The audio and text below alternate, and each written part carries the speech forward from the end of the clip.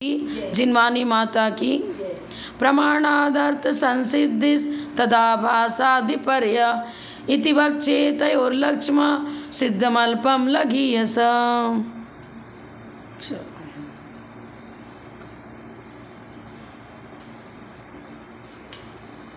सूत्र नंबर 36 हो चुका था, 37 से पढ़ेंगे।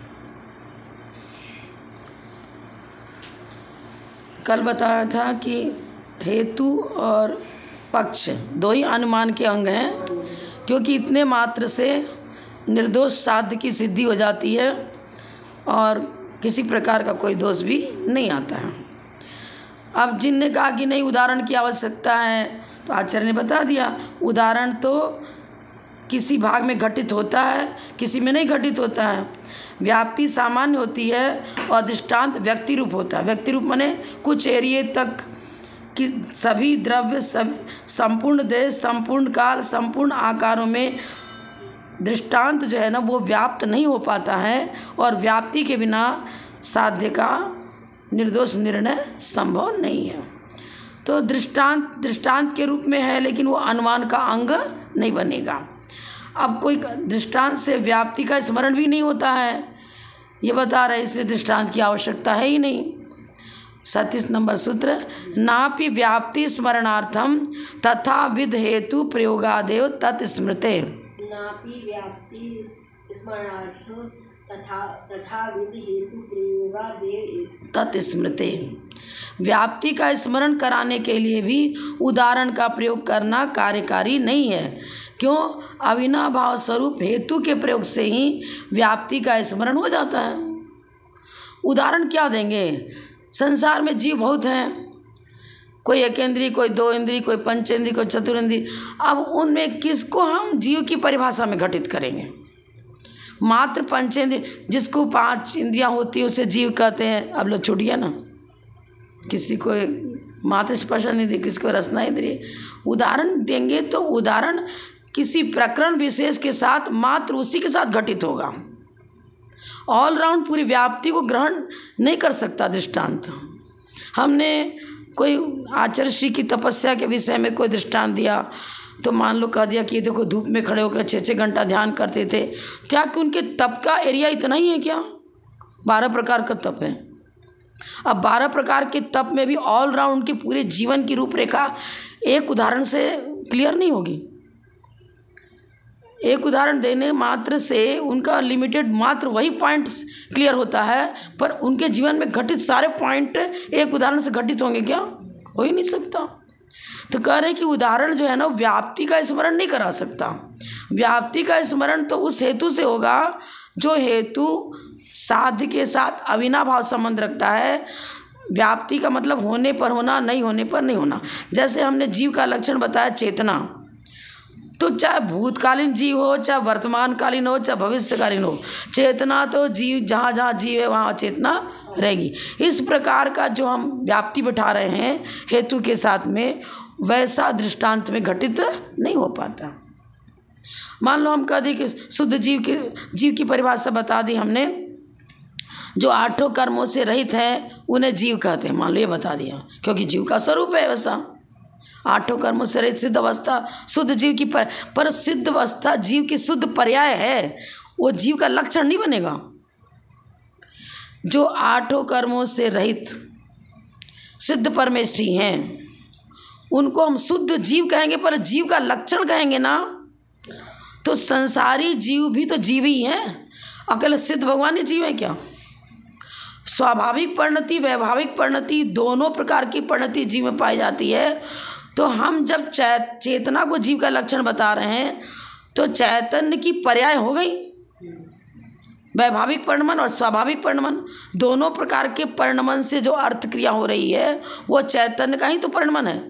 चेतना ही क्रोध, मान, माया, लोभ रूप चैतन्य का ही परिणमन है। कषाय, राग, द्वेष, क्रोध, मान, माया, लोभ।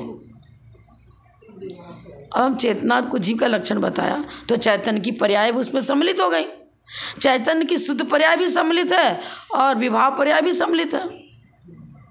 दृष्टांत क्या दे सकते हैं? कोई ऐसा दृष्टांत है ही नहीं जो व्याप्ति को का स्मरण करा दे किसी की भी हम चर्चा करेंगे तो उस व्यक्ति विशेष की चर्चा हुई, ऑलराउंड सारे जीवों की चर्चा कहाँ से हो जाएगी। जब हम कहते हैं कि जिसमें जानने देखने की शक्ति है उसे जीव कहते हैं, ठीक है। अब ये तो दृष्टांत नहीं हुआ, लक्षण हो गया। दृष्टांत में तो कोई उदाहरण देना पड़ेगा कि हाँ देखो अमुक व्यक्ति पंडित है ना, बहुत ज्ञानी है। अब उसकी भी ऑलराउंड व्याख्या नहीं हुई, किस किस विषय का ज्ञान है और कितने परसेंटेज ज्ञान है। क्लियर हो रहा है क्या दृष्टांत से? कितने परसेंटेज ज्ञान है, किस किस विषय में कितना है, पूरा ऑलराउंड गणित दृष्टांत से नहीं दिया सकता, किसी का भी नहीं दे सकते। तो यही यहाँ बता रहे हैं कि व्याप्ति का स्मरण कराने के लिए भी उदाहरण का प्रयोग कार्यकारी अर्थात परफेक्ट समर्थ नहीं होता, पूर्ण रूप से समर्थ नहीं होता है। वो तो किसी एक चीज़ को लेकर चर्चा करेगा। कोई भोजन बनाया तो उसमें कोई पूछ रहा कि मीठा ठीक है क्या, तो मीठे मात्र की व्याख्या हुई।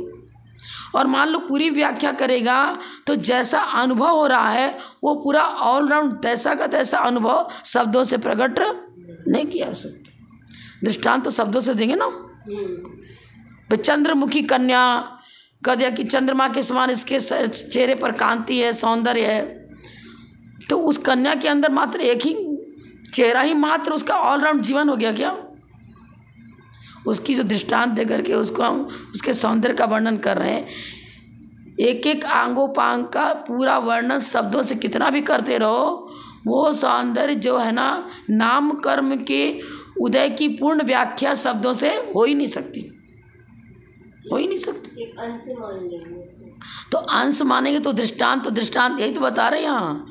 दृष्टांत तो व्याप्ति को लिए हुए नहीं होता है, कुछ संपूर्ण देश संपूर्ण का संपूर्ण आकारों में व्याप्त नहीं है। दृष्टांत व्यक्ति रूप होता है, व्यक्ति माने जिस पॉइंट को विवक्षित किया है मात्र उतने को ग्रहण करेगा। गौण पक्ष में तो बहुत सारे चीज पड़े हुए हैं, लेकिन जिस हेतु को हम अविनाभाव लेकर के क्या बता रहे हैं, सक्रम भाव नियमो अविनाभाव, इस अविनाभाव को लेकर जो हेतु उपस्थित किया जा रहा है वो ऑल राउंड सब में घटित हो रहा है। वो किसी पर्याय में चला जाए, जीव तो वही का वही है ना। जीव की चर्चा कर रहे हैं तो गुण पर्यावत द्रव्यम परिभाषा बता दी। जीव किसे कहते हैं? जिसमें चेतना पाई जाए। द्रव्य किसे कहते हैं? गुण पर्यावत द्रव्यम। अब द्रव्य की परिभाषा के लिए हम दृष्टांत कितना भी देते रहे, जब तक लक्षण सटीक नहीं होगा, लक्षण के बिना साध्य की सिद्धि हो ही नहीं सकती। लक्षण माने हेतु, जिस चिन्ह विशेष से द्रव्य की व्याख्या होती। गुण पर्यावत द्रव्यम, द्रव्य हो गया साध्य। द्रव्य किसे कहते पूछा तो साध्य हो गया। उसका लक्षण क्या बताया? गुण पर्यावत द्रव्यम। तो गुण और पर्यायों से जो सहित होता है उसे द्रव्य कहते हैं। ये हेतु दे दिया, लक्षण कहो चाहे हेतु, उस हेतु विशेष को लक्षण कहते हैं जिससे उसकी पूर्ण व्याख्या हो जाती है, निर्दोष व्याख्या हो जाती है। अव्याप्ति अतिव्याप्ति असंभव दोष से रहित जो लक्षण, उसी को तो हेतु कहते हैं। तो गुण पर्यावत द्रव्यम का आप दृष्टांत कितना भी देते रहो, एक गुण की व्याख्या करेंगे तो अन्य गुण गौण पक्ष में रह गया। किसी चीज़ की व्याख्या करेंगे उसके आठों कर्म में इसको लेकर ऑलराउंड मतलब व्याख्या हो ही नहीं सकती शब्दों से। तो तीर्थंकर के गुणों का वर्णन भी करेंगे तो शब्दों से पूर्ण व्याख्या संभव ही नहीं है। कितना भी दृष्टांत देते रहे उनकी गुणों की व्याख्या में तो दृष्टांत ही रहेगा। उदाहरण व्याप्ति का स्मरण नहीं करा पाता। कुछ अंश में उसकी चर्चा होती है, कुछ अंश में नहीं हो पाती। और व्याप्ति किसे कहते हैं? जो पूरे को घेर ले, संपूर्ण देश संपूर्ण काल संपूर्ण आकारों में रहने वाला हो, उसे व्याप्ति कहते हैं। और दृष्टांत में वो संभव है ही नहीं। व्याप्ति का स्मरण भी उदाहरण के प्रयोग के लिए आवश्यक नहीं है, क्योंकि हेतु से व्याप्ति बनेगी। दृष्टांत तो किसी देश में घटित होगा और किसी में घटित नहीं होगा। आगे बता रहे हैं तत्परम अभिधीयमानम साध्य धर्मिणी साध्य साधने संदेहयति। परमभिधीयमानम साध्य धर्मिणी साध्य साधने संदेहयति। अब कह रहे कि ठीक है चलो उदाहरण तुम बता रहे हो कि ना दें, पर उपनय और निगमन को तो मान लो।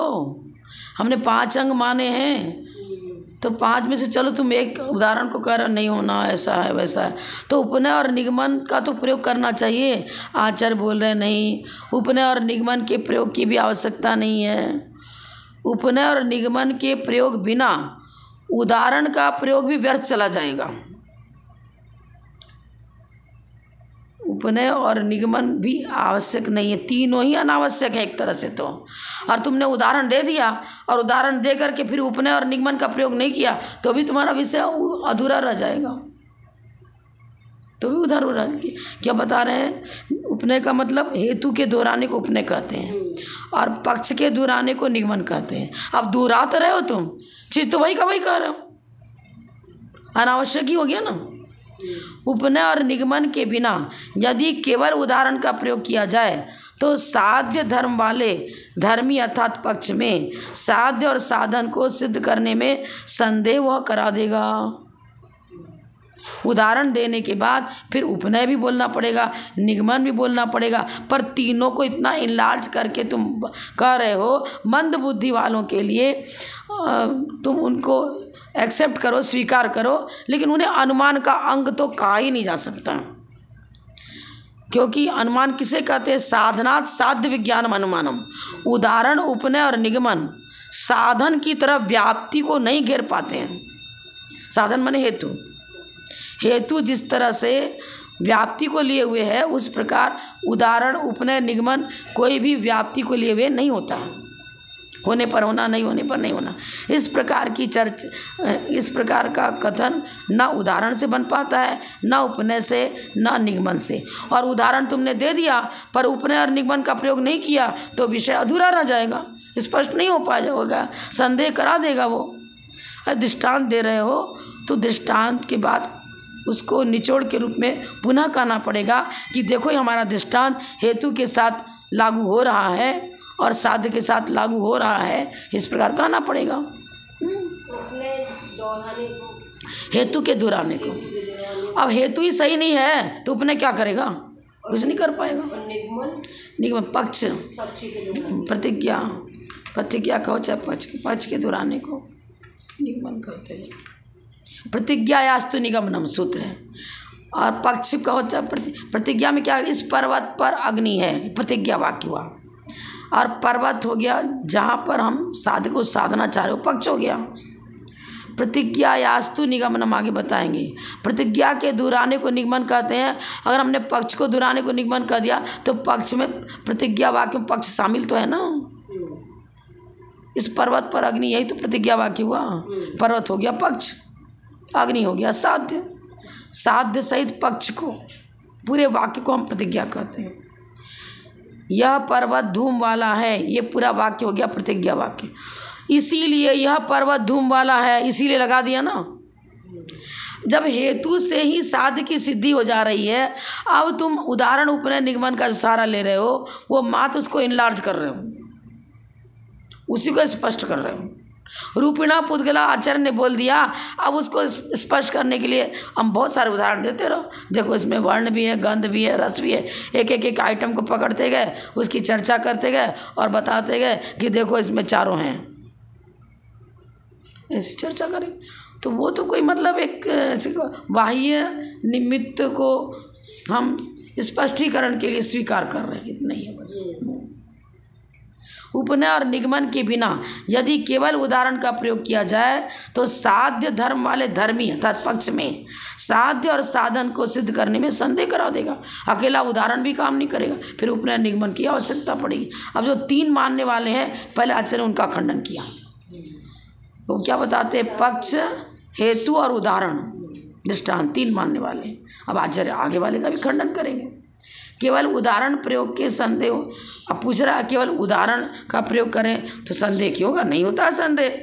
अड़ गया विपक्षी, संदेह होगा, क्योंकि वो फिर पूछेगा कि आपने जो उदाहरण दिया उसको किसके साथ तो सेट करें, किसके साथ सेट नहीं करें, रसोई घर वाले के साथ सेट करें कि पर्वत वाले अग्नि के साथ सेट करें। लास्ट में कंक्लूजन तो बोलना ही पड़ेगा। इसीलिए यह तपस्वी है, किसने तप का ऐसा ऐसा काम किया, लास्ट में बोलना पड़ता है ना, इसीलिए। 39 नंबर, कुतो अन्यथा बोल सकते हैं। कुतो अन्यथोपनय निगमने, कुतो अन्यथोपनय निगमने। निगमने। यदि उदाहरण प्रयोग से संदेह नहीं होता तो उपनय और निगमन की आवश्यकता ही क्यों होती। किसी ने उपनय और निगमन का प्रयोग किया तो व्यर्थ में थोड़ी किया। संदेह को दूर करने के लिए ही तो उपनय और निगमन का प्रयोग किया जाता है। अगर संदेह ही नहीं है तो अन्य पक्ष वालों ने उपनय और निगमन का प्रयोग क्यों किया, प्रश्न उठ खड़ा होता है। संदेह रह गया तब तो कुछ कहना पड़ा, आगे उपनय का भी प्रयोग करना पड़ा, निगमन का प्रयोग करना पड़ा। यदि उदाहरण प्रयोग से संदेह नहीं होता तो उपनय और निगमन का प्रयोग क्यों किया जाता। इससे निश्चय होता है कि उदाहरण मात्र के प्रयोग से संशय बना रहता है। हमने कहा था यह व्यक्ति बहुत तपस्वी है, क्योंकि आज इसकी पारना 10 उपवास के बाद हो रही है, 10 उपवास कर लिया, तपस्वी है। अब बताओ, उदाहरण दिया उन्होंने, क्या दिया, 10 उपवास को उदाहरण के रूप में स्वीकार किया। उदाहरण दिया, 10 उपवास को उदाहरण दे दिया। अब 10 उपवास करके कोई व्यक्ति अब बाद में, यह व्यक्ति, मुनिराज नहीं बोल रही मैं, यह व्यक्ति बोल रही हूँ, अब बाद में चिप्स खाने लग गया, आलू के चिप्स खाने लग गया, बाजार के समोसे खाने लग गया। क्या तपस्या की व्याख्या होगी, इच्छा निरोधस तप। ये हेतु और पक्ष दोनों हो गया। तप, तपस्वी कौन है, तप किसे कहते हैं, तप का लक्षण क्या है, इच्छा निरोधस तप। अब इसे साध्य की सिद्धि हो रही है और हेतु भी सही है। तप किसे कहते हैं, इच्छा का निरोध करना तप है। अब इच्छा का निरोध यदि मान लो वो नहीं कर पा रहा है, ख्याति पूजा लाभ के लिए कर लिया, या मान लो सेल्फ कंट्रोल कुछ किया, इंद्रिय को जीत तो रहा है, भूखे भूखे तो रह रहा है, लेकिन संवर और निजरा जो मोक्ष मार्ग में प्रयोजनभूत संवर और निजरा है वो उसकी हुई क्या। अब तुम अभक्ष भक्षण भी करने लग गए उपवास के बाद, 10 दिन का तो रहेगा ना, उसको सम्यक तप कहेंगे ही नहीं। सम्यक तप नहीं, सम्यक तप किसे कहा जाएगा, जहाँ पर पंचेंद्रिय विषय भोगों से अनुराग भी हट जावे। उसने तात्कालिक कंट्रोल किया, लेकिन तात्कालिक कंट्रोल व्याप्ति को लिए हुए नहीं है। व्याप्ति माने सभी देश में, सभी काल में सबसे ठहरे। अब आपने 10 उपवास किया था तो उतने टाइम के लिए कंट्रोल किया, लेकिन कंट्रोल किसे कहते हैं, इच्छाओं को तो जीत नहीं पाए। अभक्ष भक्षण तो छूटा ही नहीं, रात्रि भोजन छूटा ही नहीं। सामान्य जो तप का अंग है, सबसे पहले अभक्ष भक्षण छोड़ो, रात्रि भोजन छोड़ो, उसकी नियमावली को तो जीवन में स्वीकार किया नहीं, और 10 लक्षण पर्व आया तो 10 उपवास कर लिया। अब वो तप सम्यक तप नहीं कहलाएगा। अरे श्वेतांबर लोग बहुत करते हैं भाई, कितने कितने मासों मास का व्रत करता रहता है, खाली पानी लेकर रह जाते हैं, क्या कर, उनके तप का मैं उदाहरण नहीं दे सकती आज, क्या क्या बोलते हो उसका, तब तो चलता है उनका, लेकिन बार बार, हाँ बार बार पानी पीते रहते हैं, बार बार करते रहते हैं, चाहे बिना एक बार मतलब कुछ भी ले लिया तो उतने मात्र लेते रहते, पानी भी लेते। तो हम लोग के जैसे शुद्ध पानी के आदि जल आदि की इच्छाएँ हैं, ना प्राशुक करो, गर्म करो। अब वो क्या करते हैं ना, राख डाल करके भी प्राशुक मान लेते हैं उसको, चाहे उसमें कोई भी चीज़ डाल दिया उसको प्राशुक मान लेते हैं। अब वो कितने टाइल तक रहेगा भाई, उनकी विधि अलग प्रकार की है, पूरा डिटेल उनका ये सिद्धांत जाने। लेकिन अनेक प्रकार के मत मतांतर हैं, और उसमें 2 तरह की व्याख्या आचार्यों ने क्यों करी, एक को कुतप कहते हैं, एक को सुतप कहते हैं। सम्यक दर्शन पूर्वक किया गया तप सुतप है। अब कोई श्रावक तप करा, अगर उसका सम्यक दर्शन है तो सम्यक दृष्टि कौन होगा, जो रात्रि भोजन करता है सम्यक दृष्टि होगा क्या। पहले मूल गुणों का तो पालन करो, जैनत्व का लक्षण तो करो। जो रात्रि भोजन करता है, पानी छान कर पीता है, इत्यादि जो लक्षण बताए हैं जैनी के, वो तो उसके अंदर त्रैकालिक सधना चाहिए, तीनों काल में सधना चाहिए, नहीं है अंशांश ही होगा। किसी ने मान लिया जमीकंद का त्याग किया, अब वो उसको व्रती कह देंगे क्या। एक देश मतलब उतने अपेक्षा से उसको जितने चीज़ों का त्याग करा, उन चीज़ों के त्याग की अपेक्षा से संवर निजरा है, पर ऑलराउंड संवर निजरा नहीं है। और ऑलराउंड संबंध निचरा हो जाती तब तो मुनि व्रत धारण करते ही सीधे केवली बन जाते। अब ये संजन कसाय काम कर रहा है। संजन कसाय संबंधी इच्छा का निरोध नहीं हुआ, अंशांश में तप माना जाएगा। संजन कसाय संबंधी राग और द्वेष दोनों मौजूद है, वीतरागी नहीं हुए। 12वें गुण स्थान में सदमस्त वीतराग संज्ञा दी है, 12वें गुण स्थान में। तो इसलिए आचार्य बता रहे साधनात् साध्य विज्ञानम, साधन जो वीतरागी है वही अरहंत है। पूर्ण वीतरागता लेनी पड़ेगी। मतलब कसायों का, घातिया कर्मों का सत्ता से ही अभाव हो जावे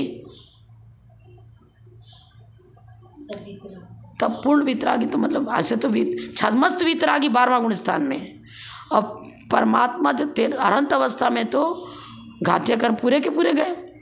अब यहाँ लक्षण घटित हो रहा है। अब हम केवली का, अब हम अरहंत का लक्षण क्या बताएं? जिनके समोषण की रचना होती है और जहाँ पर 100 इंद्र जिनको नमस्कार करते हैं उन्हें हम अरहंत कहते हैं। ये दृष्टांत दिया ना मैंने। अरहंत किसे कहते हैं? इसके लिए हमने क्या कहा? जिनको 100 इंद्र नमस्कार करते हैं, उदाहरण दे रहे हैं ना, वो अरहंत बनेगा क्या? अंतरंग जो लक्षण बताए हैं, ऐसे तो कोई देव भी, ये विद्याधर भी विक्रिया से अरहंत का रूप बना सकते हैं, बना लेंगे रूप, समस्रण भी रच देंगे, सब कुछ कर देंगे। आप तुम्हें मानसा में यही तो बताया है भगवान, तुमको हम भगवान नहीं मानेंगे ऐसे? 100 इंद्र तुमको नमस्कार करते हैं, इतनी विभूतियाँ, इसलिए तुम अरहंत हो क्या? नहीं।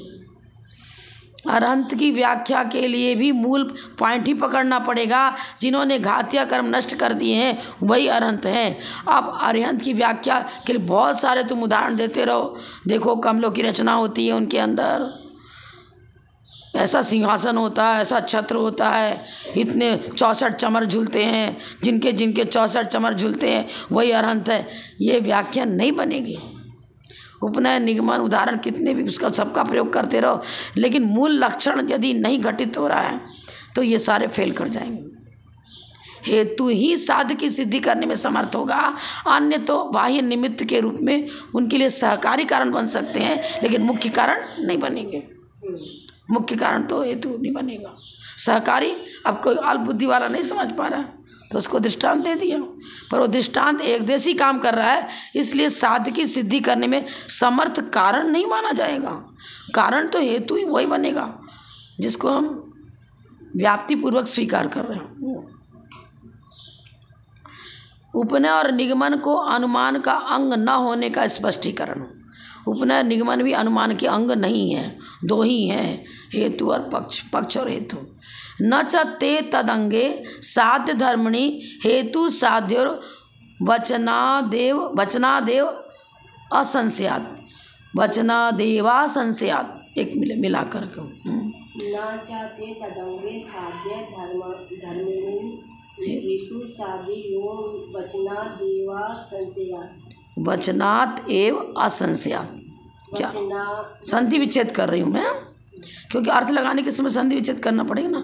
ऐसे तो पढ़ेंगे वचनादेवा संशयात, फिर संधि विच्छेद किया, वचनात् पंचमी विभक्ति है, एव असंशयात।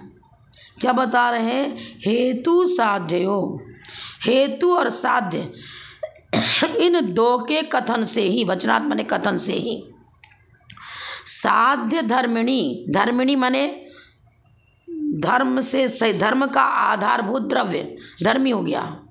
धर्म क्या हुआ? ज्ञान, ज्ञान गुण हुआ ना, और ज्ञानी धर्मी हो गया। ज्ञान गुण और ज्ञानी धर्मी हो गया।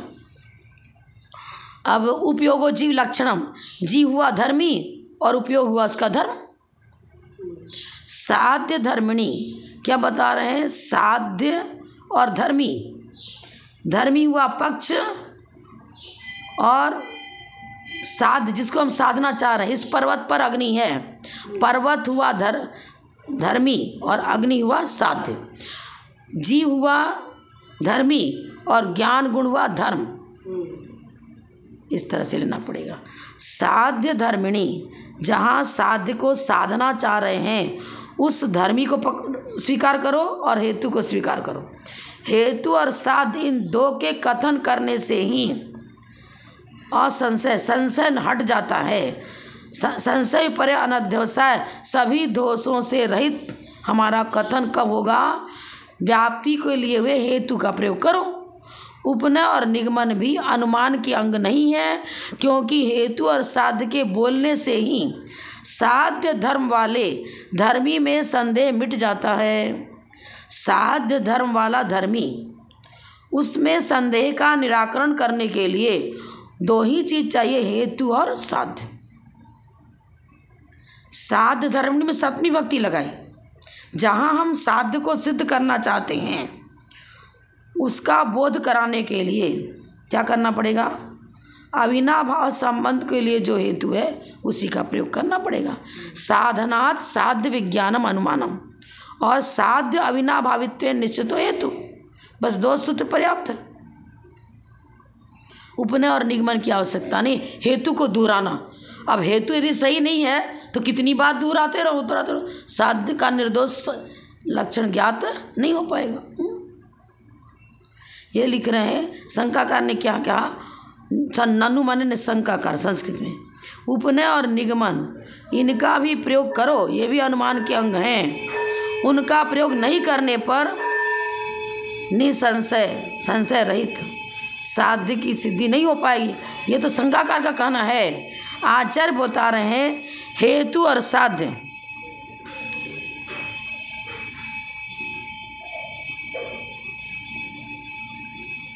क्या तमाशा मचा रहे हो।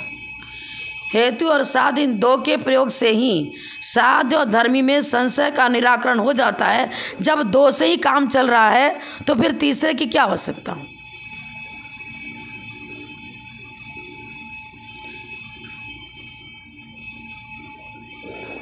मना करना पड़ेगा इनको। तो फिर आप ऐसा करो, आप खुद जल्दी शुरू करो। 5:30 में नहीं, आप 5 बजे अपनी क्लास चालू करो, अपना प्रतिक्रमण बाद में पढ़ो। ऐसे करो, घंटा बजने लग जाता है। उपनय और निगमन भी अनुमान के अंग नहीं है।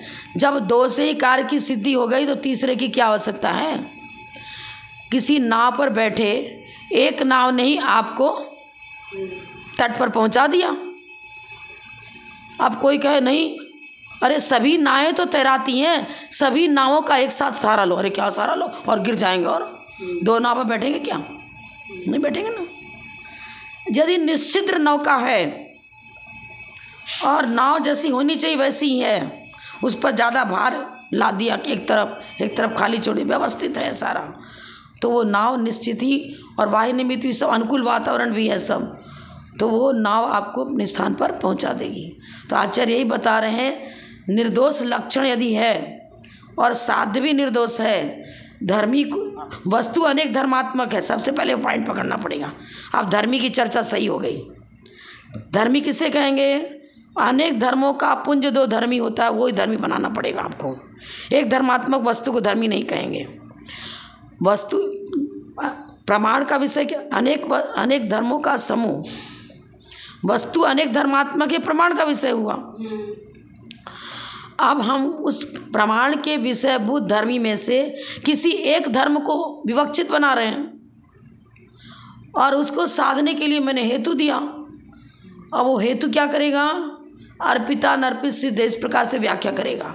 नहीं, शुद्ध द्रव्यार्थिक नय की विवक्षा लेकर जब हम चर्चा करेंगे तो क्या कहेंगे? सभी संसारी जीव में सिद्ध बनने की योग्यता है, भव्य है। तो योग्यता तो रहती है, प्रकट करने की योग्यता नहीं रहती है भव्य में। है तो सही, रत्न मौजूद तो है ही। तो अब किस नय की अपेक्षा से कैसी विवक्षा चल रही है, उसके अनुसार आंसर होगा, उसी के अनुसार साध्य होगा। धर्मी तो अनेक धर्मात्मक है, लेकिन आप चर्चा किस धर्म की कर रहे हो?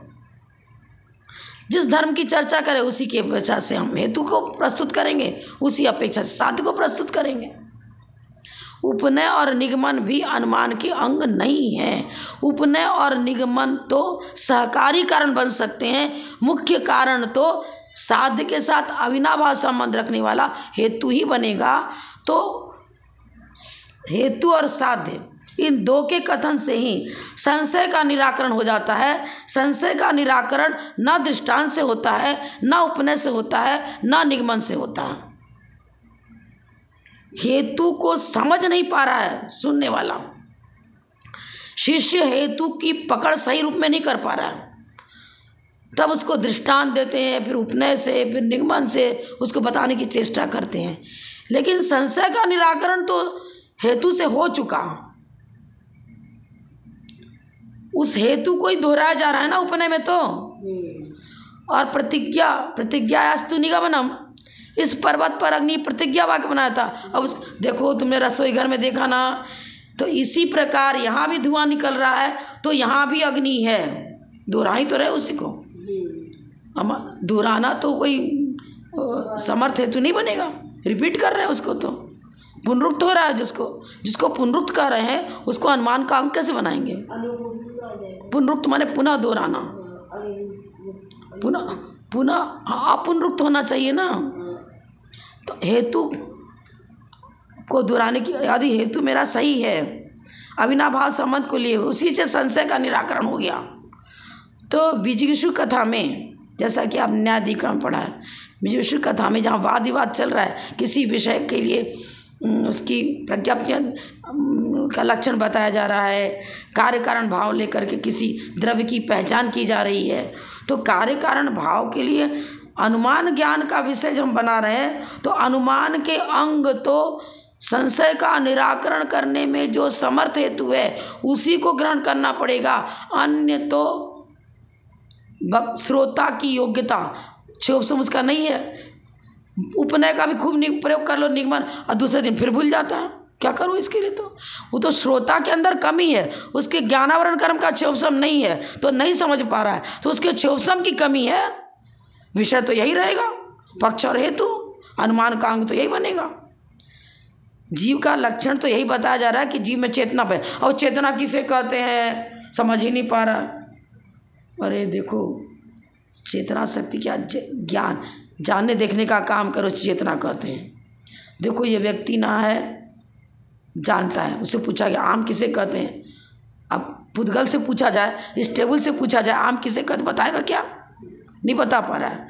देखो इस लड़के ने बता दिया ना आम किसे कहते हैं, तो ज्ञान शक्ति से तो पता है, इसमें ज्ञान शक्ति नहीं है, इसलिए ये टेबल नहीं बता पा रहा आम किसे कहते हैं।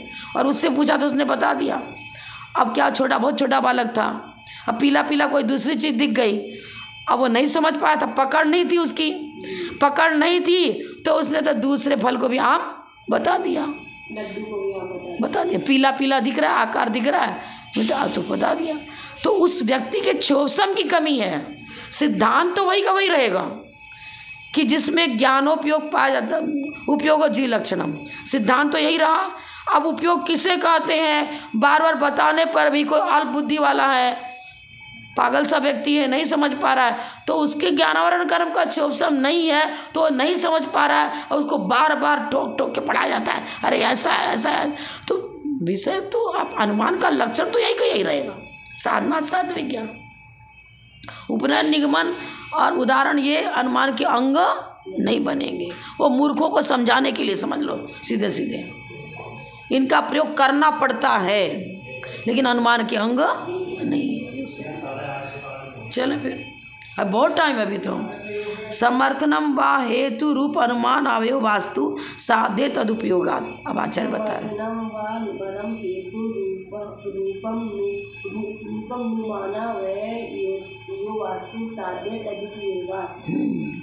दोषों का अभाव दिखाकर हेतु के पुष्ट करने को समर्थन कहते हैं। आचार्य बता रहे हो अनुमान प्रयोग में केवल हेतु की आवश्यकता और उदाहरण आदि की अनावश्यकता, अनावश्यक में आवश्यक नहीं है। अब यहाँ कहता है समर्थन, समर्थन क्या किया था, पक्ष सपक्ष के द्वारा समर्थन किया था ना। रसोई घर में धुआं निकल रहा है और अग्नि भी है। अब बालक वन प्रांत में घूम रहा था, उसको धुआं दिख गया, अरे देखते ने देखा था ना, रसोई घर में धुआं देखा था, अग्नि के होने पर धुआं निकलता है, इस पर्वत पर अग्नि है इसलिए यहाँ धुआं निकल रहा है। धुएं को देखकर अग्नि का ज्ञान कराया उसको। समर्थन किसका हुआ, पर्वत पर समर्थन हुआ, रसोई घर की अग्नि का स्मरण कराया उसको, रसोई घर वाली अग्नि और धूम का स्मरण कराया, और उस स्मृति ज्ञान के द्वारा समर्थन किसका हुआ? पर्वत पर जलती हुई अग्नि का समर्थन हुआ। यहाँ पर प्रतिज्ञा आस्तु निगमनम, प्रतिज्ञा इस पर्वत पर अग्नि है, तो पर्वत पर रहने वाली अग्नि को पुष्ट करने के लिए गुरुदेव ने क्या किया था? उसको स्मृति दिलाई थी कि देख तूने किचन में मतलब रसोई घर में धुआं और अग्नि देखी थी, वैसा ही यहाँ धुआं भी नज़र आ रहा है। अब उस धुएं को देखकर क्या समझना चाहिए तेरे को? पर्वत पर भी अग्नि है, क्योंकि धुएं के बिना, धुआं यदि है तो अग्नि अवश्य होगी। जहाँ जहाँ धुएं है वहाँ वहाँ अग्नि है, जहाँ जहाँ अग्नि नहीं है वहाँ वहाँ धूम नहीं। उस व्याप्ति का उसको स्मरण कराया, और तब समर्थन किसका किया? इस पर्वत पर भी अग्नि है। समर्थन किसे कहते हैं? दोषों का अभाव दिखाकर। दोष कौन हुए? अव्याप्ति, अतिव्याप्ति, असंभव, संशय, विपर्य, अनध्यवसाय। इन दोषों का अभाव, दोषों के अभाव पूर्वक हेतु के पुष्ट करने को समर्थन कहते हैं। हेतु को पुष्ट कर रहे हैं, जैसा रसोई घर में धुआं था वैसा ही तो वन प्रांत में भी धुआं नजर आ रहा है, और वो भी दोषों का अभाव दिखाकर, मन अव्याप्ति, अतिव्याप्ति, असंभव आदि दोषों से रहित, संशय, विपर्य, अनध्यवसाय दोषों से रहित, अन्वय व्यतिरेक को लिए हुए, इस प्रकार की व्याप्ति को पुष्ट करते हुए अब हेतु को पुष्ट करना का मतलब क्या? हेतु कैसा होना चाहिए? अविनाभाव संबंध को लिए हुआ। अविनाभाव संबंध की चर्चा करते हुए हेतु का कथन किया जा रहा है, इसी को समर्थन करते हैं। हाँ, आपने बहुत अच्छा किया, आपके बात का मैं समर्थन करता हूँ, क्योंकि आप में किसी प्रकार की चर्चा में कोई त्रुटि नहीं देखी गई। कोई बच्चा प्रतियोगिता में खड़ा हुआ और उसने सारा विषय आंसर बिल्कुल सही दे दिया, अब उसका हम समर्थन करते हैं, ये बालक बहुत इंटेलिजेंट है और सारी बातें बिल्कुल व्यवस्थित ढंग से प्रतिपादित कर दिया, इसने कथन कर दिया, उसकी विद्वता का समर्थन कर रहे हैं ना, तो समर्थन हो रहा है वो तो मुख्य अंग तो वही बनेगा ना भाई, पक्ष और हेतु। समर्थन ने कोई अलग से बात थोड़ी कह दी, उसकी कही हुई बात को तो पुष्ट कर रहे हैं, किसका कथन निर्दोष है, अमुक कथन निर्दोष है, यही तो दोषों का अभाव दिखाकर हेतु के पुष्ट करने को समर्थन कहते हैं। और हेतु तो निर्दोष है नहीं, और खूब सारा उदाहरण देते जाओ और बार बार निगमन का प्रयोग करते जाओ, उपनय का प्रयोग करते जाओ, मतलब क्या रहा? निरंतर संशय बना ही रहेगा। निर्दोषता तो तब आएगी जब आचार्य कथित अनुमान का अंग स्वीकार करोगे, साधनात् साध्य विज्ञानम और साध्य अविनाभावित्व निश्चितो हेतु। अब आचार्य बता रहे हैं बालकों को समझाने के लिए, बालक मतलब अति अल्प बुद्धि वाला, अज्ञानी, व्युत्पन्न नहीं है, उसको समझाने के लिए उदाहरण, उपनय और निगमन की आवश्यकता हो सकती है, पर उसको समझाने के लिए, उसको माने मात्र उस बालक को समझाने के लिए, अल्प बुद्धि वाले को समझाने के लिए, सबको समझाने के लिए नहीं, विद्वानों को समझाने के लिए नहीं। चौपसम अच्छा है तो मुझे आवश्यकता नहीं है, पर कहीं आवश्यकता हो कहीं आवश्यकता न हो, उसको अनुमान का अंग कैसे कर देंगे? ऑलराउंड जिसकी आवश्यकता है ही वो तो हेतु ही बनेगा। जीव किसे कहते हैं? जिसमें जानने देखने की शक्ति, वो जीव यही बनेगा। ये नहीं कहेंगे देखो कान से सुनता है इसलिए जीव है, देखो चखने की शक्ति है जीव में, चख के सही आंसर दे रहा, बोलता है इसलिए जीव है, ये बनेगा क्या? किसी के साथ घटित हो रहा है, किसी के साथ घटित नहीं हो रहा है, तो दृष्टांत तो कहीं घटित होता है कहीं नहीं हो रहा है। उपनय और निगमन यदि ब्रिलियंट माइंड है, अच्छा है, तो इसलिए उपनय निगमन की आवश्यकता है नहीं, तो कहीं आवश्यकता है कहीं आवश्यकता नहीं है, तो क्या हो गया? वो अनुमान का अंग कैसे बनेगा? सबके लिए आवश्यक बने, बुद्धिमान है उसके लिए भी आवश्यक है, अल्पज्ञानी है उसके लिए भी आवश्यक है, ऐसा पॉइंट पकड़ना पड़ेगा। तो का उपयोगो जीव लक्षणम, उपयोग को लक्षण था हेतु बताया और जीव को साध्य बनाया। जीव किसे कहते हैं? जिसमें जानने देखने की शक्ति है, जिसमें चेतना है, और उदाहरण तमाम देते रहो और कहते रहो देखो ये अच्छी तरह पढ़ाई कर रहा है, इसलिए यह जीव है, और बोल भी रहा है इसलिए यह जीव है। और यार जो पढ़ाई नहीं कर रहा, ध्यानस्थ बैठे मुनिराज, पुस्तक नहीं है, पढ़ लिख ले, कुछ भी नहीं, चिंतन भी कुछ नहीं चल रहा है, शुद्ध का सहारा ले ही नहीं रहे वो कुछ भी, मात्र आत्मानुभूति में है। बाह्य इंद्रियों का बहिर्मुख प्रवृत्ति नहीं हो रहा, मन का ही बहिर्मुख प्रवृत्ति नहीं है। हाँ, भेद विवक्षा, ध्यान ध्याता का भेद भी नहीं चल रहा है। तो क्या उपयोग तो उनके साथ है ना, ध्यान अवस्था में हो, चल रहा हो, खा रहा हो, पी रहा हो, पढ़ रहा हो, उपयोग लक्षण तो हर समय घटित हो रहा है और हर जीव के साथ घटित हो रहा है, चाहे संसारी हो मुक्त हो। अन्य मत में जब ध्यान करते थे तो हमारा तो उपयोग ही नहीं है, बिल्कुल एकदम कुछ भी नहीं है, ऐसा कर लेते हैं। हाँ, लेकिन वो ध्यान आभास है, क्योंकि वस्तु अनेक धर्मात्मक है, पहले इसको स्वीकार करना पड़ेगा, तब आगे जैन फिलॉसफी प्रारंभ होगी।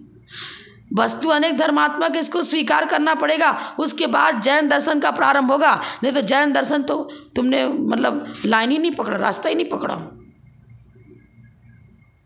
एक धर्मात्मक वस्तु या तो मिथ्यात्म पड़ा है, वो कितना भी प्रवचन देता रहे, महीनों प्रवचन देता रहे, उपदेश देता रहे, 0/100 प्रामाणिकता है ही नहीं। उसके विषय को प्रामाणिकता दी ही नहीं जाएगी जो वस्तु को एक धर्मात्मक मानता है। वस्तु अनेक धर्मात्मक, अब नए विवक्षा लगेगी। इस अपेक्षा से तो ये इंग्लिश का ज्ञान अपेक्षा है, पर इंग्लिश भाषा की अपेक्षा ज्ञानी है, सबकी अपेक्षा ज्ञानी थोड़ी हो गया। ये चर्चा होगी, और अपेक्षाकृत चर्चा तब होगी जब वस्तु को अनेक धर्मात्मक माने तब। अब ये बता रहे बाल माने अज्ञानी व्यक्ति को। अज्ञानी कौन है? मान लो हमें उर्दू नहीं आती है तो हम भी बाल हो गए उस अपेक्षा से। तो जिस भाषा को हम नहीं जानते हैं उस अपेक्षा से हम भी बाल हो गए। अब हमको क्या करना पड़ेगा? पूरा प्रयास करना पड़ेगा, उसको समझाने के लिए स्कूल जाना, समझने के लिए स्कूल कॉलेज शिक्षक का आलम्बन लेना पड़ेगा।